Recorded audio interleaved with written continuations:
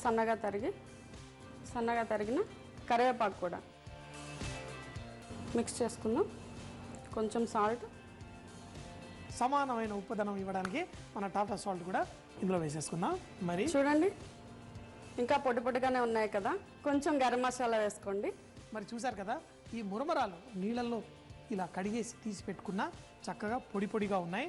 అయితే మన ఈ మురమరాలకు కొంచెం బైండింగ్ కావాలి కదా, బైండింగ్ ఏమి వేస్తున్నారు? బైండింగ్కి కొంచెం శనగపిండి వేస్తున్నానండి. 1/2 స్పూన్ వరిపిండి, కొంచెం వాటర్ వేసుకోవాలండి. ఏదన్నా మర్చిపోతున్నారా? ఇంకా జీడిపప్పు మర్చిపోయి మరి వేయండి. జీడిపప్పు కూడా నా కోసం, సంజయ్కి ఇష్టమైన జీడిపప్పు. ఇప్పుడు మీ జీడిపప్పు మాడదు, ఎందుకంటే నీళ్ళల్లో కొంచెం సేపు ఉన్న తర్వాత మంచిగా ఫ్రై చేసుకోవడానికి చాలా ఈజీగా ఉంటుంది. మరి దీన్ని బైండ్ చేయడానికి కొంచెం వాటర్ వేసుకోండి, చాలా తక్కువ. మరి ఈ మురమరాల్లో మరి కొంచెం నీళ్లు వేసుకుందాం.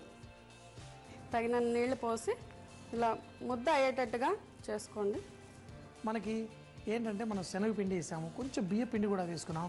ఇవన్నీ వేసిన తర్వాత కూడా అది బైండింగ్ అవ్వడం కోసం తగినన్ని నీళ్లు పోసుకొని తర్వాత చిన్న వడలుగా ఇలా వడల్లా చేసుకోవాలి. సో మరి అన్నీ ఒకసారి చేసి ప్లేట్లో పెట్టుకుందామా? అన్నీ కలిపి వేసుకోవచ్చు. నేను కూడా పర్ఫెక్ట్ ఇలా చిన్న కట్లెట్లా చేసుకొని పక్కన పెట్టేసుకుందాం. అన్ని తర్వాత ఫ్రై చేసుకుందాం. చూసారు కదా, ఎంతో ఈజీ, సింపుల్ అండ్ ఇలాంటి రెసిపీలే మన కుకింగ్ కాంపిటీషన్లో కూడా మంచి బహుమతి గెలుచుకోవడానికి చక్కగా ఉపయోగపడుతుంది. మరి పర్ఫెక్ట్గా ఇవి చేసుకొని తర్వాత ఫ్రై చేసుకుందాం. వడలు రెడీగా ఉంచుకున్నానండి, తయారు చేసుకొని ఇది గోల్డెన్ బ్రౌన్ కలర్ వచ్చే వరకు వేయించుకోవాలి. బంగారు రంగు వచ్చేంత వరకు ఫ్రై చేసుకోవడమే. మంచిగా కరకరలాడుతూ. ఒకటే అడిగాను, నూనె ఎంత పీల్చుకుంటుందని. అసలు నూనె పీల్చుకోదు, చాలా బాగుంటుందని చెప్పింది. సో మరి ఫ్రై అయిన తర్వాత ఎంత పర్ఫెక్ట్గా ఉంటుందో చూద్దాం.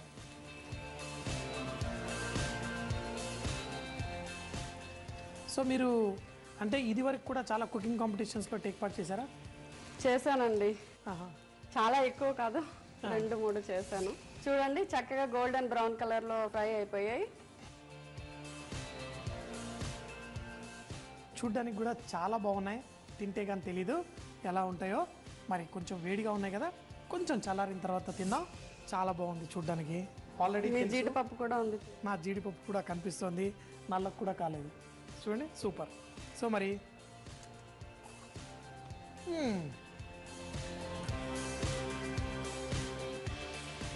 చాలా బాగుంది.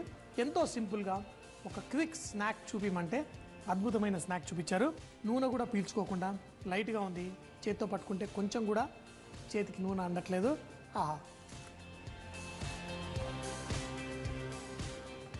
కరకరలాడుతూ సూపర్గా ఉంది. నన్ను అడిగితే మనం చక్కగా చేసి పెట్టుకొని సాంబార్ అన్నంతో నా గోల నాదే, ఎప్పుడు దేంతో తింటే బాగుంటుందా, ఇప్పుడు దీన్ని దేంతో తినేద్దామా అని. ఇంకోటి ఏంటంటే ఎంత గొప్పగా ఉందంటే దీంతో పాటు ఏ సాస్ కూడా అక్కర్లేదు కదండి. ఎందుకంటే ఇవి పిల్లలకి ముఖ్యంగా చాలా లైక్ చేస్తారు.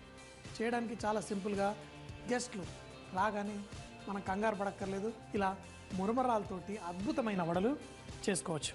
చాలా బాగుందండి, థ్యాంక్స్ కుమారి గారు. మురమరాల వడలు తయారు చేయ విధానం: ముందుగా కొన్ని మురమరాలు తీసుకొని చక్కగా కడిగి పెట్టుకోవాలి. దీంతో పాటు కొంచెం సన్నగా తరిగిన ఉల్లిపాయలు, పచ్చిమిరపకాయలు, కొత్తిమీర, కరివేపాకు, అలాగే కొంచెం ఉప్పు, గరం మసాలా, మంచి బైండింగ్ కోసం కొంచెం అంత శనగపిండి, కొంచెం అంత బియ్య పిండి వేసి కలుపుకోవాలి. తగినన్ని నీళ్లు పోసుకొని వీటిని వడల్లా చేసుకొని వేడి నూనెలో ఫ్రై చేసుకొని వేడిగా తింటే చాలా సూపర్ గా ఉంటుంది. Easy and tasty snack. Kumari గారు ఏ చేసినా చాలా సింపుల్గా ఈజీగా చేసేస్తానంటారు. సింపుల్ అండ్ ఈజీగా ఏం నేర్పిస్తున్నారు? ఈవేళ నేను burnt ginger capsicum fried rice చూపించబోతున్నానండి. మా పాపకి చాలా ఇష్టం. ఎప్పుడైనా ఈవినింగ్ స్నాక్ కూడా బాగుంటుంది. ఇది స్కూల్ బాక్స్లో కూడా చాలా ఈజీగా ప్రిపేర్ చేయడానికి బాగుంటుంది. బర్న్ట్ జింజర్ అంటే జింజర్ని కాల్ చేసి చక్కగా కొంచెం ఆయిల్లోనే బర్న్ చేస్తానండి కొంచెం. సో జింజర్లో చాలా మంచి ప్రాపర్టీస్ ఉన్నాయి. ఇది రెస్పిరేటరీ ప్రాబ్లమ్స్కి చాలా మంచిదండి. కొంచెం ఆయిల్ వేసుకోండి. మీ అందరికీ తెలుసు అల్లంలో ఎన్ని గొప్ప విషయాలు ఉన్నాయో. మనం ఆయుర్వేదంలో అల్లానికి ఒక మంచి ఇంపార్టెన్స్ ఇచ్చారు. మరి ఈ అల్లాన్ని మనం కొంచెం నూనె వేడెక్కిన తర్వాత జింజర్ వేసుకోండి. ఇది బాగా ఫ్రై అవ్వాలండి. ఈ అల్లాన్ని కొంచెం కాలిస్తే మంచి టేస్ట్ వస్తుంది కదండి. అవునండి. నేను అల్లాన్ని చక్కగా కొంచెం ఫ్రై చేసి కాల్చేటప్పుడు ఏం చేస్తామంటే ఆ పంచదారతో కూడా చక్కగా వేసుకుంటే మంచి టేస్ట్ వస్తుంది.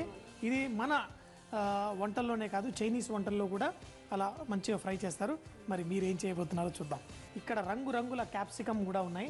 మరి ఈ క్యాప్సికంలో కూడా చాలా మంచి గుణాలు ఉన్నాయి కదండి. అవునండి, విటమిన్ ఏ అండ్ సి చాలా ఎక్కువగా ఉంటాయండి దీంట్లో.